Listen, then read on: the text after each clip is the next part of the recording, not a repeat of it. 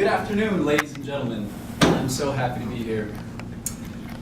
It is easier to fool someone than to convince someone that they have been fooled. That's Mark Twain.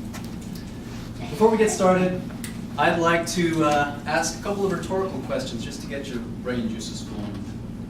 Would you swallow in small amounts sunblock and expect it to prevent sun damage, sunburn? Of course not. How silly is that? Let me ask you something even more ridiculous. Would you swallow fluorosilicic acid, a chemical waste byproduct of the phosphate fertilizer industry? Would you swallow this chemical and expect it to somehow prevent tooth decay?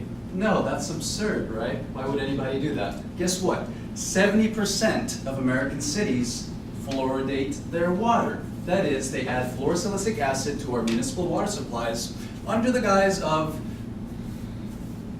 tooth decay prevention. Pretty silly, isn't it? Now, one might ask, why is this happening? Why are we allowing this to happen? How did this come about?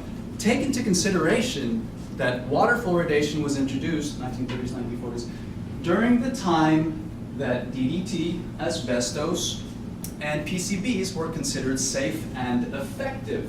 Also, doctors were promoting and advocating the use of cigarettes, believe it or not. Now, let's go ahead and do a little bit of history. Why and how did water fluoridation come about? During the 1930s, 1940s, the largest producer of silicofluorides was Alcoa, the Aluminum Company of America. Then, the Treasury